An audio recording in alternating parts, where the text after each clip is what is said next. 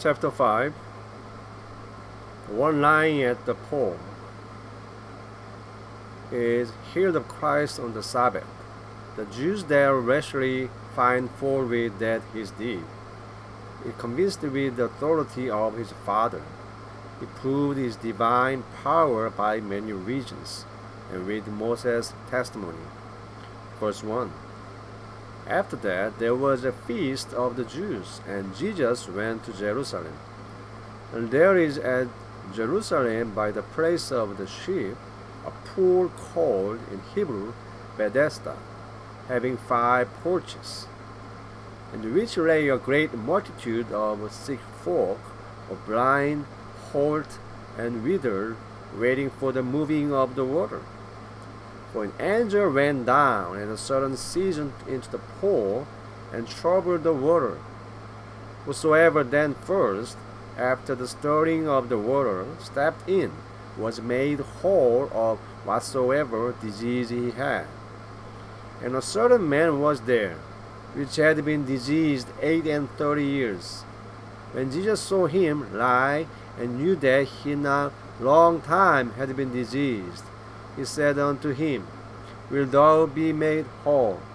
The sick man answered him, Sir, I have no man, when the water is troubled, to put me into the pool. But while I am coming, another step down before me. Jesus said unto him, Arise, take up thy bed, and work. Immediately the man was made whole, and took up his bed, and worked. And the same day was the Sabbath. The Jews therefore said to him that was made whole, It is the Sabbath day. It is not lawful for thee to carry thy bed. He answered them, He that made me whole, he said unto me, Take up thy bed, and work. Then asked they him, What man is that which said unto thee, Take up thy bed, and work? And he that was healed knew not who it was, for Jesus had conveyed himself away from the multitude that was in that place. And after that Jesus found him in the temple, and said unto him, Behold, thou art made whole, sin no more, lest the worst thing come unto thee. The man departed, and told the Jews that it was Jesus that had made him whole. And therefore the Jews did persecute Jesus, and sought to him slay him, because he had done these things on the Sabbath day. But Jesus answered them, My Father worked hitherto, and I work. Therefore the Jews sought the more to kill him, not only because he had broken the Sabbath, but said also that God was his Father, and made himself equal with God. Then answered Jesus, and said unto them, Verily, verily, I say unto you, the Son can do nothing of himself, save that he see the Father do. For whatsoever things he doth, the same things do the Son in like manner. For the Father loved the Son, and showed him all things, whatsoever he himself doth. And he will show him greater works than these, that you should marvel. For likewise as the Father raised up the dead, and quickened them, so the Son quickened whom he will. For the Father judged no man, but committeth all judgment unto the Son, because that all men should honor the Son, as they honor the Father. He that honoureth not the Son, the same honor not the Father which hath sent him.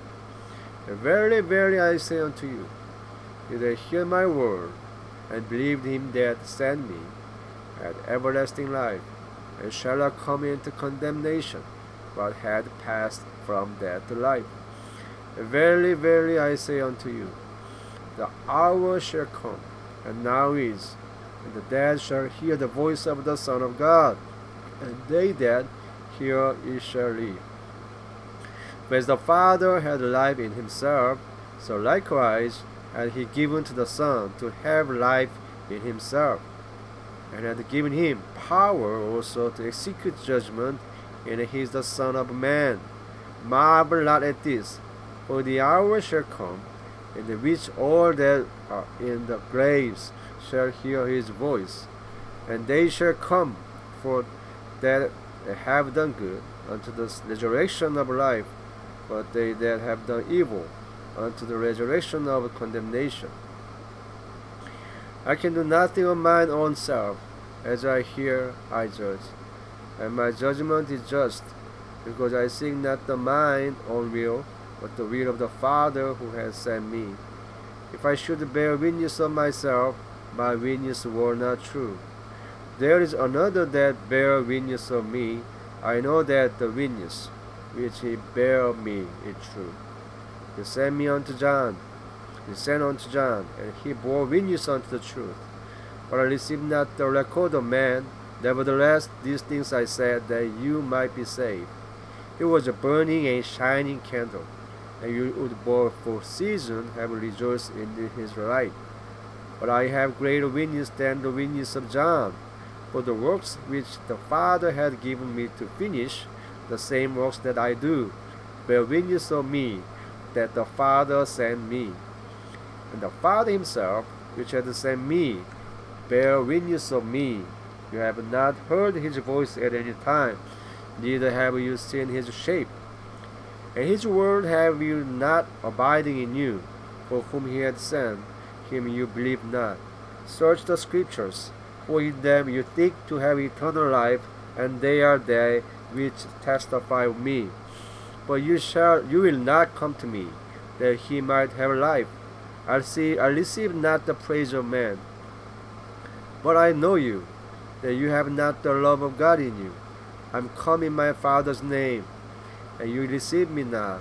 If another shall come in his own name, him will you receive.